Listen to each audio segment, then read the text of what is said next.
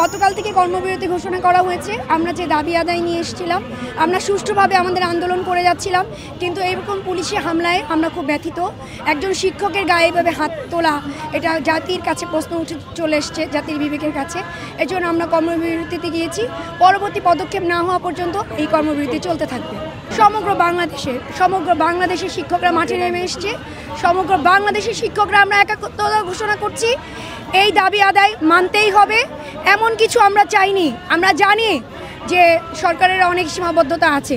কোথায়? ডাক্তাররা তো আছে, বিভিন্ন প্রফেশন আছে, উকিল আছে, সমস্ত প্রফেশন যখন বলছে তাদেরটা শিক্ষক, একজন শিক্ষককে আপনি 12,500 টাকা দিয়ে কিভাবে চাচ্ছেন সে ক্লাসরুমে পাঠদান করাবে? একজন শিক্ষক, আমরা তো একজন বাসায় যে গৃহকর্মী কাজ করে তাকে 15,000 দেই, একজন ড্রাইভারকে আমরা 35,000 দেই, একজন শিক্ষককে আপনি 12,500 টাকা দিয়ে কিভাবে চাচ্ছেন যে আমরা সকাল 7টা থেকে বিকাল 5টা পর্যন্ত কাজ করি? এইভাবে আমরা অক্লান্ত পরিশ্রম করে যাচ্ছি। এইভাবে কি শিক্ষার উন্নয়ন সম্ভব? আপনি আমাকে পেটে দিবেন না, আমি শুধু দিতেই থাকবো, তারপরও তো দিচ্ছি। আমরা তো মুখ বন্ধ করেই ছিলাম, মুখ বন্ধ করেই আছি, এবং আমরা খুব সুশৃঙ্খলভাবে আমাদের দাবি আদায় করছি। এই দাবি আদায়টা সুশৃঙ্খলভাবে আমরা করতে, ওনারাই আমাদেরকে বলেছিল যে আমাদের রাজপথে আসতে হবে না। সিদ্ধান্ত হয়েছিল যে আমাদেরকে 20% বাড়ি ভাড়া, চিকিৎসা ভাতা আপনারা দিয়ে দিবেন, কিন্তু সেইটা কিভাবে তারা 500 টাকা দিয়ে একটা প্রজ্ঞাপন জারি করলো? এটা তো সমগ্র শিক্ষক জাতির জন্য খুব লজ্জাকর, তামাশার ব্যাপার হয়ে গেল। যতক্ষণ পর্যন্ত এই দাবি মানা না হবে, ততক্ষণ পর্যন্ত এই দাবি প্রজ্ঞাপন জারি না হবে, সরকারের বিভিন্ন মন্ত্রণালয়ের লোক এবং শিক্ষা উপদেষ্টা না আসবে, ততক্ষণ পর্যন্ত আমরা রাজপথে সারা বাংলাদেশের সমগ্র স্কুলে, বেসরকারি এমপিওভুক্ত স্কুলে কর্মবিরতি চলতেই থাকবে। জাতি গড়ার কারিগর শিক্ষকদেরকে যেভাবে লাঞ্ছিত করেছে, পুলিশ যেভাবে হামলা করেছে, আমার 4.5 বছরের মেয়ে সে বলছে, আব্বু আজকে আমি তোমার সাথে যাবো, পুলিশ তোমাদেরকে কেমনে হামলা করে।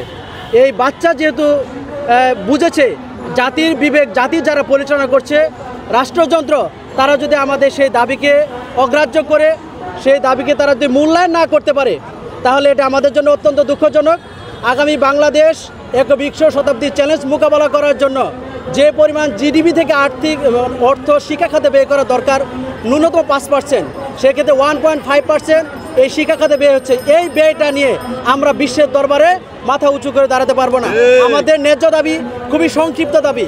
আমাদের আপাতত 20% বাড়ি ভাড়া, আমাদের মেডিকেল ভাতা বৃদ্ধি, এবং আমাদের যে চিকিৎসা আমাদের যে উৎসব ভাতা আছে সেটার জন্য শতভাগ করে, এবং পাশাপাশি শিক্ষাকে যদি জাতীয়করণ করা না হয়, তাহলে এদেশ বিশ্বের দরবারে মাথা উঁচু করে দাঁড়াতে পারবে না। আমাদের আরেকটি সবচেয়ে গুরুত্বপূর্ণ দাবি, আমরা যে এখন গতকাল থেকে আপনারা দেখছেন আমরা প্রেস ক্লাবে অবস্থান নিয়েছিলাম, সেখান থেকে আমরা শহীদ মিনারে অবস্থান নিয়েছি।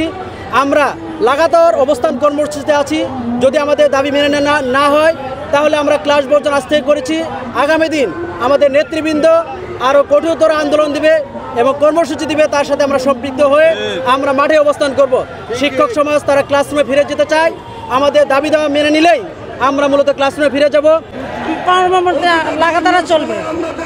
আমাদের 20% দাবি না মানা পর্যন্ত আমরা এখানেই থাকবো, কর্মবিরতি থাকবে। শিক্ষার্থীর কিছুই করেন না, কোনো শিক্ষক যাবে না, আমাদের ঘরে ফিরে যাব না, আমরা এখানে অবস্থান করব।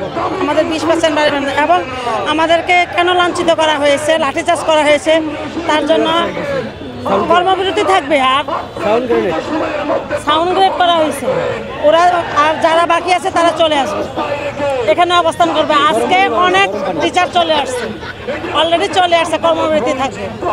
আমার থানাতে পুরো আমাদের নেটওয়ার্কে জানা হয়েছে যে কোনো প্রতিষ্ঠানে ক্লাস চলছে না, কর্মবিরতি চলছে সব জায়গায়। এটা যতদিন আমাদের দাবি আদায় হবে না, ততদিন চলবে।